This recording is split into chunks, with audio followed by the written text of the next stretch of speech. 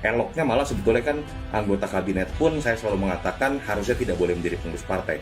Apalagi seorang kepala KSP yang menunjukkan wajah kepala pemerintahan atau kepala negara. Ini malah bisa jadi potensi beban buat Jokowi sendiri yang mungkin akan dikait-kaitkan seakan-akan ada politik istana yang bermain. Jadi alangkah baiknya diposisikan secara tegas oleh Jokowi, entah dengan cara meminta mundur atau kemudian dengan mengganti Muldoko sehingga kemudian bisa fokus. Nasib Muldoko bisa tragis. Ketua Umum tak dapat, jabatan pun bisa hilang. Sangat khawatir ditafsirkan, diketahui dan disetujui oleh Pak Jokowi.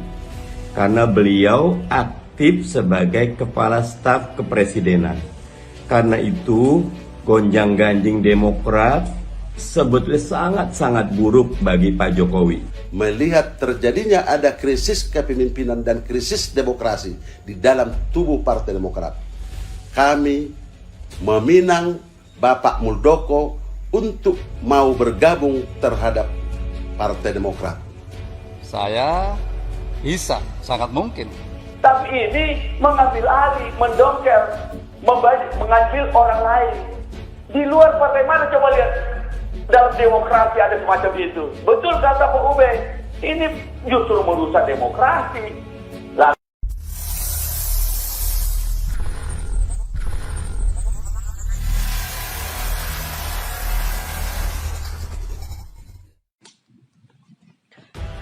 Nasib Muldoko bisa tragis.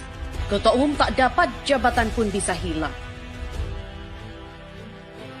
Oleh Azairus Adli.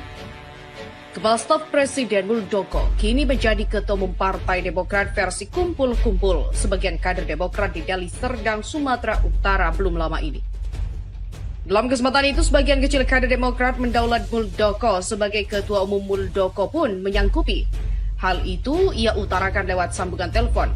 Sejak saat itulah perpolitikan nasional riuh, banyak kalangan menuding langkah yang dilakukan sebagai kader Demokrat tersebut by design disetting oleh Muldoko sendiri. Hal itu lantaran sempat diungkap ke publik oleh Ketua Umum Demokrat Agus Harimurti Yudhoyono bahwasanya ada gerakan politik yang dipimpin Muldoko untuk merebut kursi Ketua Umum dari dirinya dan akan dilakukan lewat jalur-jalur yang AHY katakan saat itu inkonstitusional. Alhasil, publik pun kini percaya dengan apa yang disampaikan AHY. Buktinya ada cara kumpul-kumpul yang digadang sebagai KLB melengsarkan AHY dan menunjuk Muldoko sebagai Ketua Umum, disanggupi pula oleh bekas Panglima TNI itu. Tudingan publik pun menjalar liar.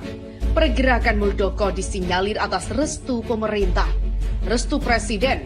Akhirnya semprotan tak hanya diarahkan ke Muldoko, kini Presiden Jokowi dan Menko Polhukam Mahfud MD juga disorot. Karena diam dan juga terkesan mendukung lantaran tidak ada sanksi yang diberikan kepada Muldoko. Namun kini, angin sedikit berubah.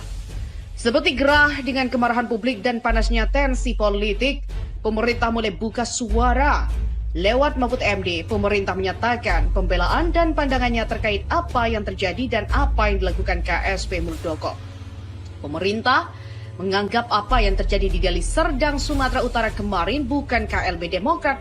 Hal itu karena kegiatan tersebut tidak dilaporkan penyelenggara secara hukum. Kedua, Mahfud menyebut pemerintah punya cara penyelesaian sengkarut Demokrat jika sudah dilaporkan secara hukum. Penyelesaiannya yakni merujuk kepada dua hal ini. Pertama, berdasarkan undang-undang partai politik. Yang kedua, berdasarkan ADART yang diserahkan terakhir atau yang berlaku pada saat sekarang ini. Bagi pemerintah, ADART yang terakhir itu adalah ADART yang diserahkan tahun 2020 bernomor MHH 9 tahun 2020 tertanggal 18 Mei 2020. Mahfud juga menegaskan Ketua Umum Demokrat saat ini yakni AHY. Terakhir, pemerintah menjelaskan mengapa tidak membubarkan kegiatan tersebut. Mahfud membandingkan hal itu dengan Munaslup PKB yang terjadi pada era kepemimpinan Presiden Joko Widodo. Di mana Munaslup PKB yang terjadi pada era kepemimpinan Presiden Megawati Soekarno Putri dan Presiden Susilo Bambang Yudhoyono. Dia mengatakan, Megawati dan SBY juga tak membubarkan acara itu. Bukan Pak SBY dan Bu Mega itu memihak, tapi memang oleh undang-undang tidak boleh. Dari keterangan yang disampaikan oleh Mahfud MD, Muldoko kini terpojok. Pasalnya, sudah tidak diakui sebagai KLB. ADART yang dipakai dalam kegiatan yang diklaim sebagai KLB tersebut juga ADART lama yang tidak diakui negara. Kemudian, selentingan kabar, Presiden Jokowi juga disebut-sebut tidak happy dengan apa yang dilakukan Muldoko. Jokowi geram dan kabarnya akan memberikan sanksi tegas. Bisa jadi pencopotan. Bila itu terjadi, bisa jadi akhirnya ketua umum tak dapat, jabatan pun hilang. Itu jelas lah bahwa mana asli, mana abal-abal, mana emas, mana loyang. Mereka kalau Kumham jernih melihat, kan mereka Kumham nanti akan melakukan verifikasi terhadap, paling gampang begini, daftar hadir di Kongres itu, lalu kemudian daftar pengurus DPD, ketua-ketua DPD, ketua-ketua DPC, dan kan di KLB itu kan untuk melakukan KLB harus ada syaratnya 2/3 DPD 2/3 separuh dari DPC dan izin suaranya itu dilakukan digunakan oleh ketua-ketua DPD atau ketua-ketua itu DPC. Eksplisit ketua karena di situ disebut pimpinan Untuk DPD untuk AD-nya anggaran mengatakan diusulkan oleh DPD. Di ART pasal 94 dikatakan hak suara untuk DPD adalah ketua DPD, hak suara untuk DPC ketua DPC. Kan begitu. Jadi jelas itu. Tinggal dibandingkan aja daftarnya kan. Berapa dari 34 ketua DPD yang hadir di situ? Kan begitu. Dan itu kumulatif. Oh iya, jadi jumlahnya misalnya nggak, maksudnya kumulatif ya, syarat-syarat itu DPD. Oh iya, kumulatif dong. Kan? Ada syarat-syarat yang ada di ADART itu adalah pertama, untuk melakukan KLB bisa dilakukan kalau ada permintaan dari Majelis Tinggi Partai. Permintaan dari Majelis Tinggi Partai. Dan itu tidak ada. Tidak ada. Atau 2/3 dari DPD dan kemudian 2/3 dari DPD. 2/3 dari DPD. Boleh. Separuh dari DPC. Kemudian diselenggarakan oleh DPP atas izin ketua majelis. Atas izin ketua, atas persetujuan dari ketua Majelis Tinggi. Kalau ketua Majelis Tinggi tidak persetujuan, berarti tidak bisa. Ya, tidak bisa dong. Walaupun 100% DPD sama 100% DPC misalnya. Iya, tapi yang jelas nyatanya sekarang ini satu pun ketua DPD tidak. Artinya saya ingin bicara tentang aspek hukumnya. Jadi aspek hukumnya itu kan 3 itu kumulatif. Persetujuan ketua Majelis Tinggi, ketua. Lalu 2/3 DPD dan setengah dari DPC.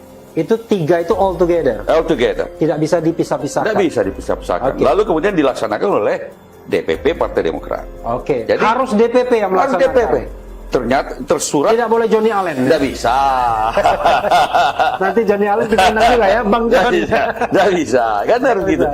Yang menggunakan syarat-syarat yang ada di ADART yang sekarang ini kita bicara sekarang yang sah. Yang di Kumham, yang tercatat dalam lembar negara di Kumham, kan begitu. Bukan ADART yang baru dia bikin. Jadi ini kan kita sudah bikin ADART baru. Tidak bisa, karena ADART itu dibikin di Kongres atau Kongres luar biasa dan belum disahkan. Nah, kita harapkan bahwa teman-teman di Kumham itu integritasnya masih terjaga. Ini bukan teman-teman di Kumham ini Menkumham. Kalau teman-teman kan mengikuti Menkumham saja. Kumham itu sebagai lembaga. Kementerian Hukum dan HAM itu kan lembaga. Menkumham tergantung dari Presiden Jokowi kan? Itulah. Ada sisi hukum, ada sisi politiknya. Yang sisi politiknya kita tidak bisa kontrol. Kalau sisi hukum jelas. Sisi politiknya tidak. Tapi tentu saja misalnya, kalau dipakai sisi hukum jelas. Harus ditolak mereka, karena jelas itu abal-abal. Nah, cuma kalau sisi politiknya kan kita tidak tahu, kita tidak bisa kontrol. Sisi politik kita set aside dulu, sampingkan dulu. Sebelum kita akan bicarakan berikutnya. Tapi begini, kalau pengalaman saya ya, sisi Kumham akan bilang begini, pendaftaran Anda kami terima, tapi akan kami verifikasi. Betul. Nanti ujung-ujungnya dia bilang, selesaikan dulu konflik internal kalian.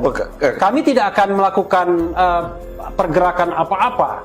Kalau itu nggak ada masalah dalam arti begini. Selama kepemimpinan yang sekarang ini terdaftar, kepengurusannya adalah Ketum AHY dan ADART yang dibuat di Kongres ke-5 2020. Selama ini tidak diubah berubah ya sudah. Nah, mereka adalah gerombolan liar. That's the point. Tapi persoalannya bagaimana tiba-tiba Kumham bilang karena ada konflik di antara dua kubu ini, kami freeze dulu. Oh, tidak bisa dong. Kami Alasan freezing apa? Alasan biar diselesaikan nggak dulu. Nggak bisa. Kan itu sudah ada suratnya.